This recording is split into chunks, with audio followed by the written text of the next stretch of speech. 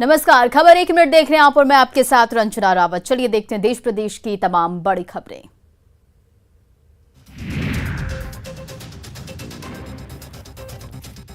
मुखिया पति का फायरिंग करता हुआ वीडियो वायरल हो रहा है, जहां बार बालाओं के डांस का आयोजन किया गया था। कार्यक्रम के दौरान मुखिया पति हाथों में बंदूक लेकर लहराते हुए हवाई फायरिंग करते दिख रहे हैं, जिसका वीडियो वायरल होने के बाद पुलिस हरकत में आई। फायरिंग करने वाले की पहचान कर प्राथमिकी दर्ज कर ली गई है, जिसकी गिरफ्तारी के लिए पुलिस छापेमारी कर रही है।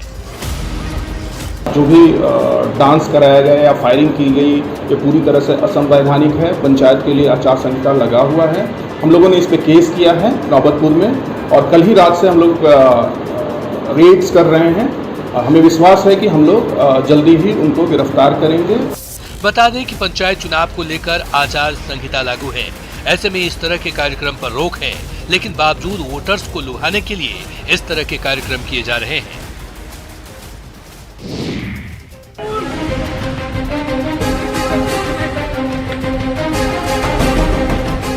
सोशल मीडिया पर वैशाली का एक वीडियो काफी तेजी से वायरल हो रहा है। वीडियो मेहनार बाजार के थाना मोड़ का बताया जा रहा है। दरअसल सड़क किनारे किसी बात को लेकर सिपाही और कुछ युवकों में बहस हो रही थी, लेकिन तभी एक युवक सिपाही को थप्पड़ मारकर फरार हो रहा है। बताया जाता है कि दो युवकों के बीच सड़क पर कुल्ला फेंकने को लेकर विवाद हुआ था। इसी बीच ये सिपाही वहां पहुंच गया और विवाद सुलझाने की कोशिश करने लगा। लाल टी शर्ट पहने युवक को सिपाही ने दूसरे युवक का पैर छूकर माफी मांगने को कहा। लाल टी शर्ट वाले युवक ने दूसरे युवक से पैर छूकर माफी तो मांग ली, लेकिन इससे खफा उस युवक ने सिपाही को भी थप्पड़ जड़ दिया और फरार हो गया। थप्पड़ से खफा सिपाही ने भी दूसरे युवक की पिटाई की। वायरल हो रहा ये वीडियो पुराना बताया जा रहा है और न्यूज़ 18 इस वायरल वीडियो की पुष्टि नहीं करता।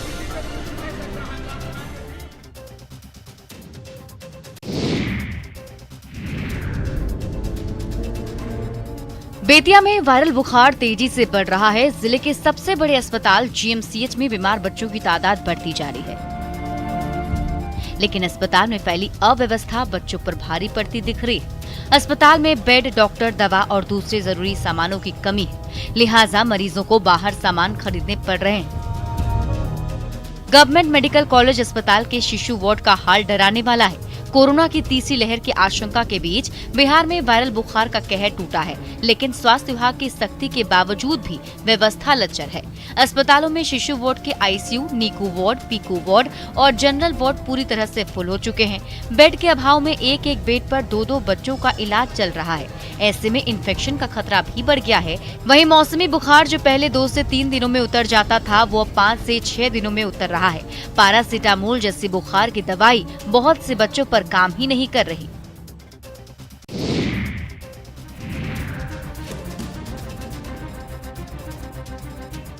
सरकार लगातार स्वास्थ्य व्यवस्था को बेहतर करने की कोशिश कर रही है, लेकिन प्रबंधन की लापरवाही जारी है। पश्चिम चंपारण जिले के सबसे बड़े अस्पताल जीएमसीएच की तस्वीरें डराने वाली हैं, जहां व्यवस्था सुधरने का नाम ही नहीं ले रही। इस अस्पताल का एक वीडियो वायरल हो रहा है, जिसे देखकर आप समझ सकते हैं कि अस्पताल में कुव्यवस्था का कैसा आलम है। वीडियो में अस्पताल की गार्ड महिला का प्रसव करा रही है। तस्वीरों में साफ तौर पर देखा जा सकता है कि महिला गार्ड किस कदर प्रसव पीड़िता के ऊपर चढ़कर पेट दबा रही है और प्रसव कराने की कोशिश कर रही है। अस्पताल उपाध्यक्ष से जब इस बारे में सवाल किया गया तो उन्होंने कहा कि वीडियो की जानकारी उनके पास नहीं, लेकिन अगर ऐसा हो रहा है तो जांच के बाद कार्रवाई होगी। हालांकि अस्पताल के मरीजों की माने तो ये कोई एक दिन की बात नहीं। अक्सर अस्पताल में चिकित्सक नहीं होते हैं और उनका काम महिला गार्ड ही करती है। बिहार की राजधानी पटना में नगर निगम कर्मचारियों की हड़ताल 7 सितंबर से लगातार जारी है। इस वजह से शहरों में स्थिति लगातार खराब हो रही है। इसी बीच नगर निकाय कर्मियों की हड़ताल कभी भी खत्म हो सकती है।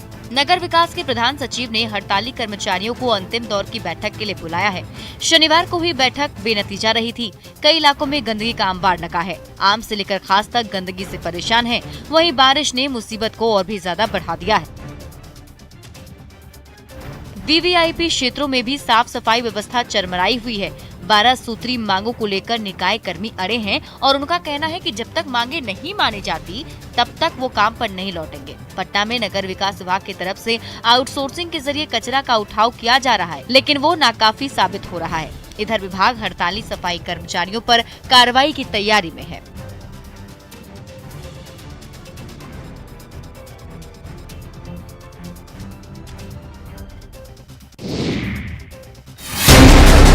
बंगाल पुलिस ने सुपौल से 2 शातिर ठगों को गिरफ्तार किया है। दोनों 2018 से ठगी के एक मामले में फरार चल रहे थे। दरअसल ठगों ने मुर्शिदाबाद के फरक्का थाना निवासी गोविंदा प्रमाणिक से 37 लाख रुपए की ठगी कर ली थी। ठगी के शिकार गोविंदा प्रमाणिक के बेटे का दोनों किडनी फेल हो गया था। डॉक्टरों ने उन्हें बेटे की किडनी जल्द से जल्द ट्रांसप्लांट करने को कहा, लेकिन पैसे के अभाव में वो किडनी का ट्रांसप्लांट नहीं करवा पा रहे थे।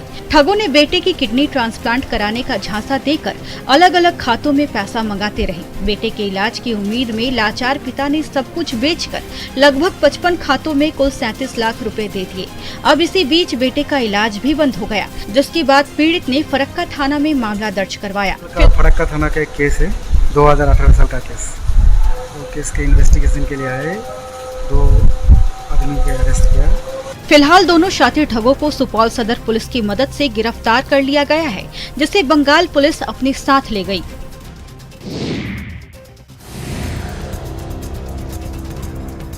गड्ढों में सड़क है या फिर सड़क में गड्ढे? ये सड़क है रामगढ़ के नवखेती की, जो कि भुरकुंडा के मतकम्मा चौक से लगभग 1 दर्जन गांव को जोड़ती है। लेकिन ये सड़क डेंजर जोन के रूप में मुंह बाए खड़ी है। सड़कों के गड्ढे में बरसात का पानी जम गया है। हालात ऐसी बन चुकी है कि सावधानी हटी तो दुर्घटना घटी। परेशानी बहुत दिन से हो रही है, कम से कम 7-8 साल से जो है इस जर्जर। सरकार विकास करने के दावे कर रही है, लेकिन सड़कों की हालत इस प्रकार की है कि विकास का कोई भी पैसा सड़कों पर खर्च किया गया नजर नहीं आता। सड़कों की हालत इतनी बुरी है कि लोग अक्सर हादसों का शिकार होते हैं।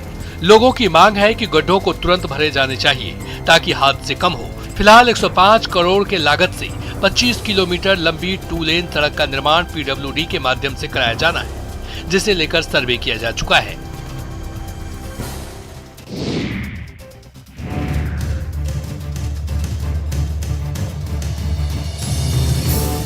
गढ़वा में शहर की निगरानी के लिए अलग अलग चौक चौराहों पर कुल 30 सीसीटीवी कैमरे लगाए गए थे। 15 लाख की लागत से साल 2019 में इन कैमरों को लगाया गया था, लेकिन इनके लगाने का उद्देश्य पूरा नहीं हो पाया है। कारण अधिकांश सीसीटीवी कैमरे खराब हो चुके हैं। 30 कैमरों में मात्र 8 से 10 कैमरा ही काम कर रहा है, लेकिन वो भी बिजली जाने के बाद बंद हो जाता है। ऐसे कुछ एक कैमरे हैं जो कि पूर्व में लगाए गए थे, 2019 में लगाए गए थे। कुछ फंक्शनल नहीं है, कुछ एक में थोड़ी बहुत गड़बड़ी है, उसको ठीक करा के हम लोग चाहेंगे कि काम करने लगे। खराब पड़े सीसीटीवी कैमरों को बनवाने के लिए नगर परिषद द्वारा कोई पहल नहीं की जा रही है, जिसके कारण कई महीनों से शहर में आपराधिक घटनाओं का दौर जारी है। लाख कोशिशों के बावजूद भी अपराधी पुलिस को हर बार चकमा देने में सफल हो रहे हैं।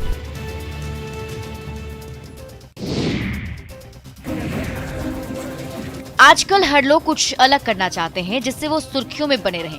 खासकर सोशल मीडिया की वजह से ऐसे लोगों को सुर्खियां मिलती भी हैं।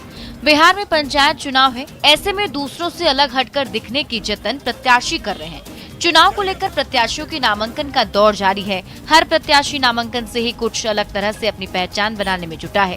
कटिहार के हसनगंज प्रखंड के रामपुर में मुखिया प्रत्याशी आजाद आलम उर्फ गुड्डू भैंस पर सवार होकर नामांकन पर्चा दाखिल करने पहुंचे। मुखिया प्रत्याशी के इस अनोखे रूप को देखने के लिए वहां लोगों का तांता लग गया। मुखिया प्रत्याशी आजाद आलम ने खुद को गरीब किसान बताया और कहा वो दूसरे प्रत्याशियों की तरह गाड़ी का इंतजाम नहीं कर पाए और मजबूरी में भैंस पर सवार होकर नामांकन कराने पहुंचे।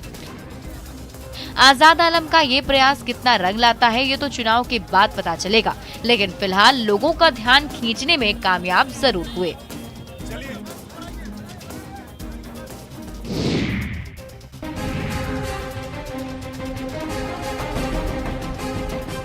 बिहार में पंचायत चुनाव की प्रक्रिया जारी है। मुंगेर जिले में कई चरणों में मतदान होने वाले हैं। पहले चरण में मुंगेर के तारापुर की 10 पंचायतों में मतदान होना है। आज हम आपको पंचायती राज मंत्री सम्राट चौधरी की पंचायत मानिकपुर की तस्वीरें दिखाने जा रहे हैं। इस पंचायत में कुल 7 गांव हैं, जिसमें 10,000 मतदाता हैं। यहां से पूर्व स्वास्थ्य मंत्री शकुनी चौधरी 5 बार विधायक रहे, जबकि उनकी पत्नी पार्वती देवी भी एक बार तारापुर का प्रतिनिधित्व कर चुकी हैं। पूर्व शिक्षा मंत्री मेवालाल चौधरी का भी इस पंचायत से संबंध रह चुका है। ऐसे में जैसा इस पंचायत का विकास होना चाहिए वैसा हुआ नहीं। टूटी सड़कें और नालियां, हर तरफ फैली गंदगी, विकास क्या हुआ है इसकी कहानी बता रही है।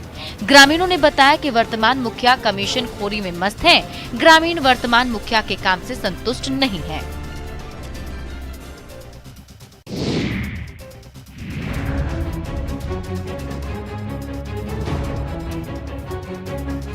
नल जल योजना सीएम नीतीश कुमार की महत्वाकांक्षी योजना है, लेकिन रूट लेवल पर योजना में घालमेल जारी है। रोहतास के विक्रमगंज में सीएम की महत्वाकांक्षी नल जल योजना अधिकारियों और जनप्रतिनिधियों के लिए दुधारू गाय बन गई है। बिना काम कराए कई पंचायतों में करोड़ों का निकासी हो जाता है। अभी तक लोगों के घरों तक पानी नहीं पहुंचा। दावत प्रखंड के इटवा पंचायत में जनप्रतिनिधियों और अधिकारियों ने मिलकर योजना में जमकर लूट मचाई, जिसकी वजह से ग्रामीण प्यासे ही रह गए। यहाँ पानी सप्लाई के लिए सबमर्सिबल पंप तो लगा दिया गया, लेकिन पाइपलाइन और बिजली की व्यवस्था नहीं की गई। यहाँ तक कि ढांचे का निर्माण भी नहीं हुआ, लेकिन इसके लिए 14,60,000 की राशि की निकासी हो गई। पिछले 3 साल से ग्रामीण शिकायत लेकर भटक रहे हैं। गोपालगंज में हर साल लोगों को बाढ़ की त्रासदी झेलनी पड़ती है। बाढ़ की त्रासदी के शिकार हुए 180 परिवार पिछले कई वर्षों से सारण बांध पर शरण लिए हुए हैं। सरकार की योजना के तहत इन बाढ़ विस्थापितों को जमीन का पट्टा भी दिया गया, लेकिन अब तक उन्हें कोई लाभ नहीं मिल सका। सदर प्रखंड के बाबू विशुनपुर पूर्वी गांव के समीप सारण बांध पर ऐसे ही 180 परिवार के लोग झोपड़ी बनाकर रहने को विवश हैं। फूस की झोपड़ी में रह रहे महादलित परिवार के कई लोग सदर प्रखंड के धर्मपुर गांव के रहने वाले हैं। आज से 12 साल पहले उनके गांव में भीषण बाढ़ आई थी, जिसके बाद सब कुछ तबाह हो गया था। वे अपने गांव से विस्थापित होकर इसी सारण बांध पर शरण लिए हुए हैं। बरस हो गई ले जा हमने के दिक्कत यह बरखा बरसता था, झोपड़ी में पानी चुआ लगा था, कोनो सहारा केहू आदमी नहीं हो। पीड़ितों की माने तो करीब 500 लोग ऐसे ही खानाबदोश की जिंदगी जी रहे हैं। पट्टा दिए हुए 3 साल बीत गया है, लेकिन उन्हें आज तक ना वो जमीन मिली और ना ही कोई घर।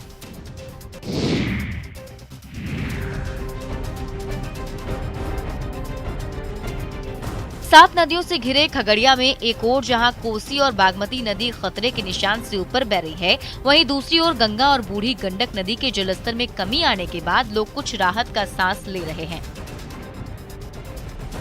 लेकिन उन इलाकों के बारे में सोचिए जहां साल में 8 से 9 महीने तक नाव और फिर बाकी बचे महीने चचरी पुल के सहारे आवागमन करना हो। मानसी प्रखंड के मथार, एकनिया, टीकारामपुर सहित कई ऐसे गांव जिनका आवागमन का एकमात्र साधन नाव है और लोग जान जोखिम में डालकर नाव से आवागमन करने को मजबूर हैं। यहाँ से उस पार लोग जाते हैं टीकारामपुर जाते हैं तो उसको जाने के लिए दिक्कत हो जाता है, नाव चलता है, फिर भी बाढ़ में पानी यहाँ आ जाता है, सारे डूब जाता है। सरकार ने एक पुल बनाने का निर्देश भी दिया, लेकिन पुल का निर्माण कार्य आज तक अधूरा पड़ा हुआ है।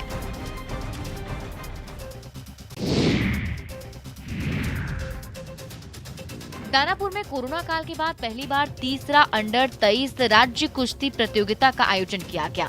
इस प्रतियोगिता में 34 जिले के 424 खिलाड़ियों ने भाग लिया। खुद खेल मंत्री इस मौके पर खिलाड़ियों का हौसला बढ़ाने के लिए वहां मौजूद थे। इस मौके पर उन्होंने कहा कि सरकार खेल को उचित बुनियादी ढांचा मुहैया कराकर खिलाड़ियों को राष्ट्रीय और अंतर्राष्ट्रीय स्तर तक पहुंचाने की कोशिश कर रही है। उन्होंने कहा कि अगले साल से बिहार में खेल विश्वविद्यालय शुरू हो जाएगा। इसके खुलने से राज्य में खिलाड़ियों के प्रशिक्षण के लिए असीम संभावनाएं बनेगी। इससे प्रमंडल या जिला स्तर पर खेल विश्वविद्यालय से संबद्धता लेकर प्रशिक्षण केंद्र खोलकर खिलाड़ियों को अभ्यास के लिए अवसर प्रदान कर सकते हैं। दरअसल कोरोना की वजह से लगभग 1.5 साल से कोई बड़ा आयोजन नहीं हो रहा, लेकिन कुश्ती प्रतियोगिता से लोगों का जहां मनोरंजन हुआ, वहीं कई नए खिलाड़ी भी उभरकर सामने आए जो आगे जाकर देश और राज्य का नाम रोशन कर सकते हैं। अखाड़े में विरोधियों को धूल चटाती ये जाबाज बेटियां हैं। कुश्ती प्रतियोगिता का ये दंगल बेतिया में आयोजित किया गया। मझौलिया प्रखंड के माधोपुर में आयोजित इस प्रतियोगिता में बिहार के कई जिलों के अलावा यूपी से भी कई महिला पहलवानों ने शिरकत की। उत्तर प्रदेश के इलाहाबाद, गोरखपुर, बनारस, बलिया जैसे जिलों की महिला पहलवानों ने अखाड़े में न सिर्फ अपना दम दिखाया बल्कि दंगल में जीत हासिल कर अपनी प्रतिभा का परचम भी लहराया। लड़कियों की हौसला अफजाई के लिए हजारों की संख्या में लोग पहुंचे थे। मैं ये बोलना चाहती हूँ, जैसे हमारे पेरेंट्स हमको सपोर्ट कर रहे हैं वैसे हर गांव के बच्चे उनके पेरेंट्स सपोर्ट करें। बच्चियों की खेल प्रतिभा निखारने में उनके माँ बाप भी काफी सहयोग कर रहे हैं। ऐसे में दंगल के क्षेत्र में बेटियां खुलकर अपनी प्रतिभा सामने ला रही हैं। वैसे पश्चिम चंपारण जिले के मझौलिया, योगापट्टी सहित कई इलाकों में रक्षाबंधन के बाद से दुर्गा पूजा के बाद तक दंगल प्रतियोगिता का आयोजन किया जाता रहा है। बहुत शानदार किया। टोक्यो पैरालंपिक में इतिहास रचकर पूरी दुनिया में भारत का भाल ऊंचा करने वाले पदकवीर पीएम नरेंद्र मोदी से मिलकर अभिभूत हो गए। पीएम मोदी ने अपने आवास पर इन सूरमाओं से मुलाकात की और शानदार प्रदर्शन के लिए उन्हें सम्मानित भी किया। इस मौके पर पीएम मोदी ने कहा, भारतीय पैरा एथलीट्स ने टोक्यो में बेहतरीन प्रदर्शन किया और आगे भी वे अच्छा प्रदर्शन करें, इसके लिए हर संभव उपाय किए जाएंगे। उन्होंने कहा कि 130 करोड़ देशवासी अपने पैरा एथलीट्स के साथ हैं। पीएम से मिलने वाले सभी खिलाड़ियों ने कहा, ये उनके लिए गौरव का पल है। खिलाड़ियों ने कहा कि सब उन्हें पहले विकलांग बोलते थे, लेकिन प्रधानमंत्री ने उन्हें दिव्यांग कहकर उनके सम्मान में इजाफा किया।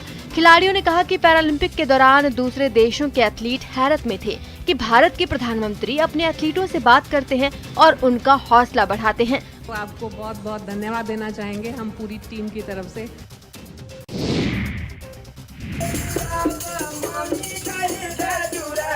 आधुनिकता के दौर में कई पौराणिक परंपराएं लुप्त होने की कगार पर हैं। ऐसी एक परंपरा आज भी सुदूर इलाके में पमरिया समाज के लोगों ने जिंदा रखा है। पमरिया समाज के लोग किसी के घर में बेटा या बेटी के जन्म होने पर पहुंचते हैं और पारंपरिक अंदाज में बधाई गीत गाते हैं और बधाई देते हैं। किन्नर समाज से अलग इस समाज के पुरुष महिला की पोशाक पहनकर बच्चों को गोद में लेकर नाच गाकर बधाई गीत गाते हैं।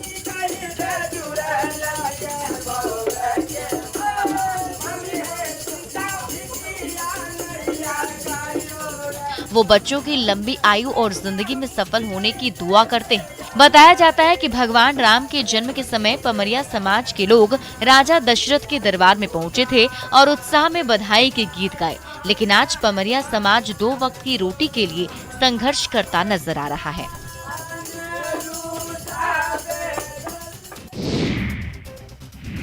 और 14 सितंबर को हिंदी दिवस मनाया जाता है। हिंदी हमारी मातृभाषा और ये हमारी जिम्मेदारी है कि हम हिंदी के प्रति अपने दायित्व को निभाएं, अपनी मातृभाषा के सम्मान को बढ़ाने के लिए सदैव तैयार रहें। इसी सोच से प्रेरित होकर न्यूज 18 आप सभी के लिए लाया एक दिलचस्प कॉन्टेस्ट जिसका नाम है हिंदी के सम्राट। इस कॉन्टेस्ट में भाग लेना बेहद आसान है। आपको 8506018018 नंबर पर आपको सिर्फ मिस कॉल करना है। चुने जाने वाले प्रतियोगी को मिलेगा न्यूज 18 की टीम से बात करने का मौका।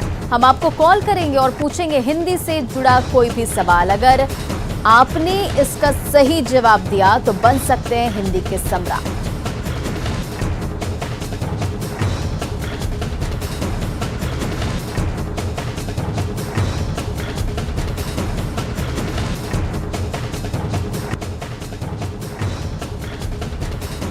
और फिलहाल इस बुलेटिन में इतना ही। बने रहे आप न्यूज 18 बिहार झारखंड के साथ।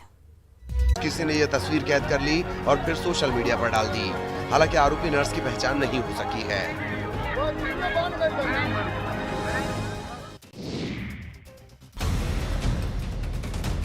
कोरोना से लड़ाई में वैक्सीनेशन अहम कड़ी है। केंद्र से लेकर राज्य तक की सरकारें टीकाकरण के लिए लोगों को जागरूक कर रही हैं। लेकिन कई राज्यों में टीके की कमी है, जिसकी वजह से लोग दूसरे राज्यों में जाकर टीकाकरण करवा रहे हैं। पश्चिम बंगाल से सटे बिहार के सीमांचल जिला कटिहार बंगाल के लोगों के लिए कोरोना वैक्सीनेशन के मामले में वरदान साबित हो रहा है। रोजाना कटिहार के कई केंद्र पर बंगाल के अलग अलग जिले से बड़ी संख्या में लोग वैक्सीन लेने आ रहे हैं। लोगों की संख्या हर रोज बढ़ रही है। कहीं कहीं वैक्सीनेशन के नाम पर बड़े रकम की वसूली के चलते लोग 100 से 150 किलोमीटर की दूरी तय कर कटिहार वैक्सीन के लिए पहुंच रहे हैं। काफ़ी भीड़ है। कुछ आदमी का कहना है कि कुछ पैसा कौड़ी ले रहा है, इसलिए काफ़ी मात्रा में आए हुए हैं। रायगंज, मालदा, इस सब का लोग आए हुए हैं। बंगाल में कोरोना टीकाकरण को लेकर बड़ा फर्जीवाड़ा हो रहा है। कोलकाता के कस्बा इलाके में तो फर्जी कोरोना टीकाकरण शिविर लगने का सनसनीखेज मामला भी सामने आ चुका है।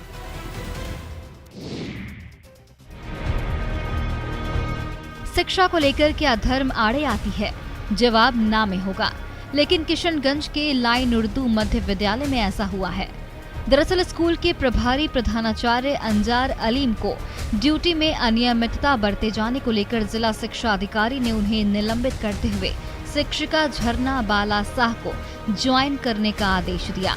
लेकिन स्थानीय लोगों के साथ ही विधायक तक शिक्षिका को ज्वाइनिंग से रोक दिया गया। धर्म को मुद्दा बनाकर इस मामले का विरोध किया जा रहा है। ठाकुरगंज के राजद विधायक सऊद आलम नदवी ने चिट्ठी लिखकर शिक्षा विभाग से प्रभारी प्रिंसिपल के निलंबन को वापस लेने का मांग किया है। जबकि बीजेपी अल्पसंख्यक प्रकोष्ठ के प्रदेश उपाध्यक्ष ने भी प्रेस कॉन्फ्रेंस कर शिक्षा के नाम पर धर्म की सियासत करने वालों पर कार्रवाई की मांग की है। जिला शिक्षा अधिकारी ने विधायक के दबाव डाले जाने की बात को कबूल किया है, लेकिन मामले में उचित कार्रवाई की बात कही है।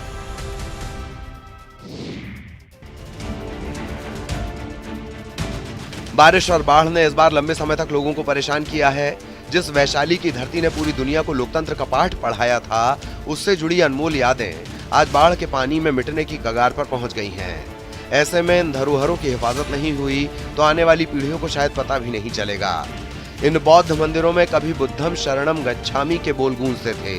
महात्मा बुद्ध के अनुयायियों का तांता लगा रहता था, लेकिन आज हर तरफ सैलाब का साया है। क्या मंदिर और क्या संग्रहालय, म्यांमार का मंदिर जलमग्न हो गया है तो ऐतिहासिक धरोहरें बाढ़ के पानी में तैर रही हैं। हर तरफ गंडक नदी की धारा बह रही है। वैशाली के इस इलाके में बौद्ध मंदिरों का पूरा संसार बसा हुआ है। बिहार सरकार 320 करोड़ रुपए खर्च करके बुद्ध सम्यक दर्शन संग्रहालय बनवा रही है, लेकिन अचानक गंडक नदी सबको डुबाने पर तुली हुई है।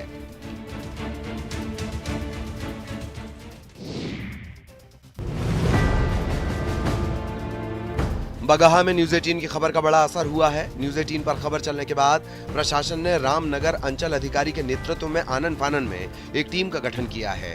ये टीम दोन के 2 पंचायतों के 26 गांवों का निरीक्षण कर नुकसान का आकलन करेगी और राहत देगी। न्यूज 18 ने खबर दिखाई थी कि कैसे दोन इलाके के लोग मरीजों को खाट पर लेकर पैदल अस्पताल जाते हैं और करीब 25 किलोमीटर का सफर उन्हें पैदल तय करना पड़ता है। उस क्षेत्र में जो भी लोगों की कठिनाइयाँ है, जैसे किसी का घर कट गया है, आवासीय घर कटा है, पशु शेड कटा है, रास्ता कटा है, कलवर्ट पुल पुलिया कटा हुआ है, और नियमानुसार यथोचित कार्रवाई करते हुए उन लोगों को सारी सुविधाएं उपलब्ध कराएगी। पहले जंगल और फिर कई नदियों को पार कर लोग अपने परिजनों का इलाज कराने जाते हैं। पहाड़ी इलाके में सभी रास्ते टूट चुके हैं। गाँव में इलाज का कोई इंतजाम नहीं। मजबूरी में लोग जान जोखिम में डालकर सफर कर रहे हैं। अब स्थिति बदलने की उम्मीद है।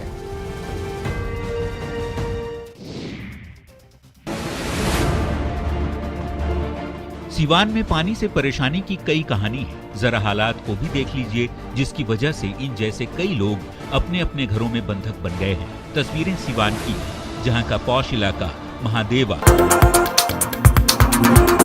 वे घुटनों तक पानी लांघकर अपनी राह तय करने को मजबूर है। जी, बारिश का पानी लगने से लोगों की जिंदगी नर्क बन चुकी है। उन्हें बीमारी का डर सता रहा है। अगर ये कहा जाए कि लोग जल कैदी बन गए हैं तो गलत नहीं होगा, वो भी तब जब ये मोहल्ला बीजेपी के पूर्व सांसद ओम प्रकाश यादव सहित कई वीआईपी लोगों का है। ये व्यथा कथा सिर्फ एक साल की नहीं, हर साल की है। हर साल बरसात इन लोगों के लिए मुसीबत लेकर आती है।